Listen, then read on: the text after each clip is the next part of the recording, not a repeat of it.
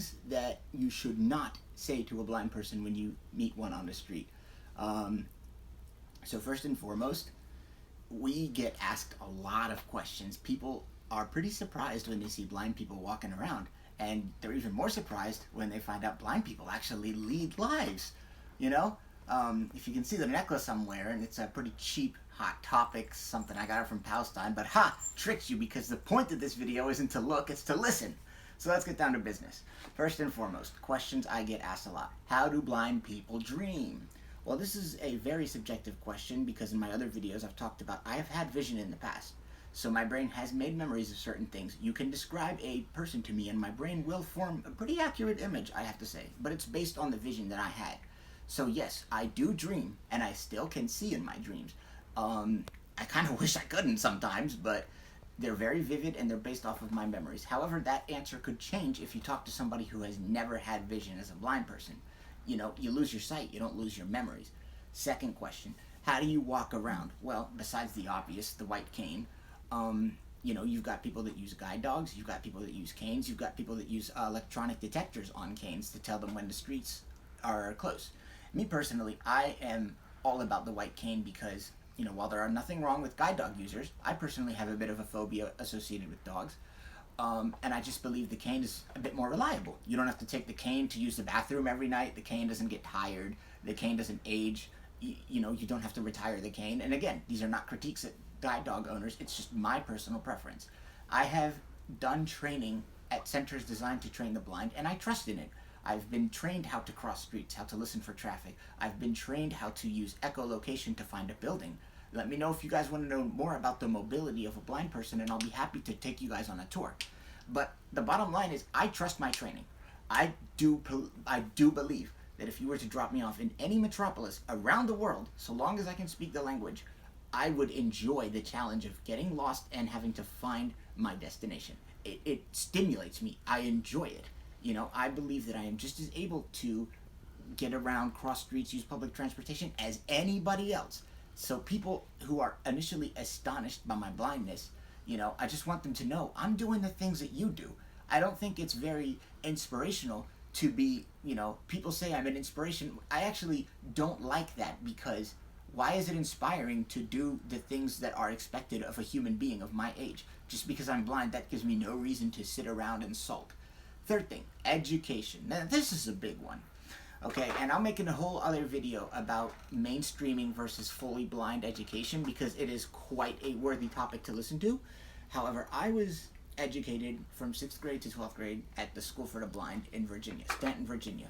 And it's an experience I'm very happy I had. However, the downside is you are not exposed to the public school setting. The School for the Blind was a very tight-knit community. There were maybe 12 boys in the dorm and 15 girls. And when you're there for 7 years, you get to know them on a personal level. You're showering with these guys, you're having breakfast with these guys, you're doing algebra problems with these guys. There's no break. So we really got to know each other.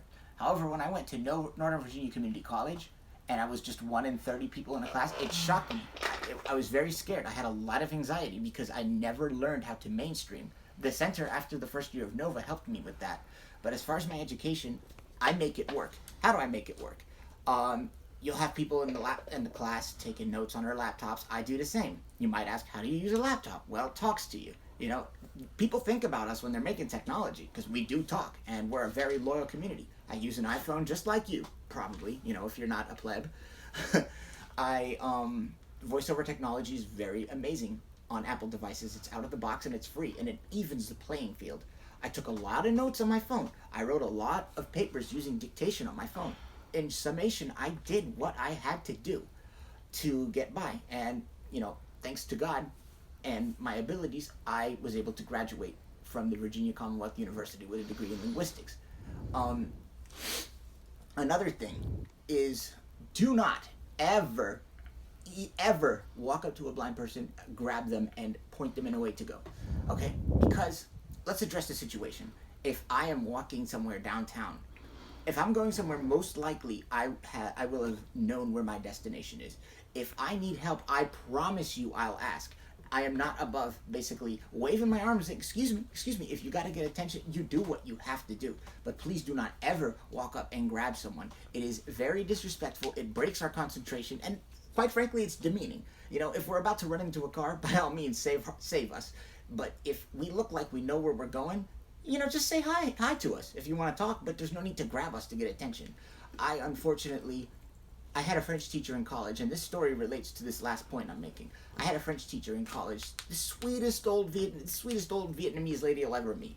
However, she spoke French like a freaking Parisian, let me tell you.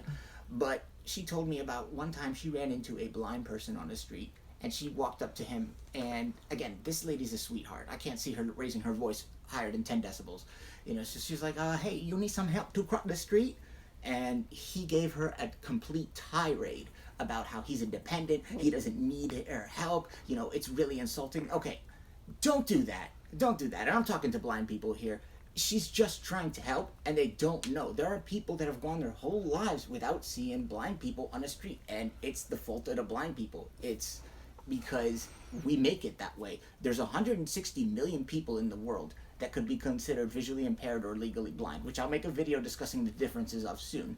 However, if someone is using the cane and looks like they know where they're going, please, if you're going to talk to us, say hi. Do not touch. And finally, just ridiculous questions in general I get asked. Here's a flash forward of some of my favorites. How do you wipe your butt? I'm not going to bother to answer that because it should be pretty self-explanatory. How do you eat? With my mouth, just like you. How do you, I swear I've gotten this one. How do you drink from a cup? I lift the cup to my lips and drink it. How do you shave? Put the razor to my face. How do you get your hair cut? I don't. I have someone do it for me, just like you probably. How do you get from place to place? Just like you. I use Uber. Smartphone technology is wonderful. How do you, and this is my favorite. As a medical patient, I've been in dispensaries in DC before, and I could feel the looks on their faces when they see a blind guy come in and start saying, can I get a quarter of some bubblegum or something? They just think that because I'm blind, I've been sheltered from everything in reality. And, I can talk on a more deep level about some of the more out-of-the-way questions I've gotten. But it's just, people need to know we're blind. We're also human. We like the things you like. We want to live a full life. We want people to give us the respect we deserve, not to be treated like heroes. We're not heroes for living. We're survivors. And I hope after watching this video, the next time you encounter a blind person, you walk up to them and say, hey, how you doing? Instead of asking, do you need help, say, hey, how you doing? Because we'll tell you if we need help. I promise. I will end this video with this. True independence is not being able to do everything by yourself and just railing through life, all independent with your head held up high. And there's going to be a lot of people that disagree with me. I believe true independence is doing what you need to do, but knowing when to ask for help. I think that it's more admirable to set your pride aside to ask for help in something than as opposed to looking like a damn fool to try to do it by yourself for the sake of proving independence. Thank you very much.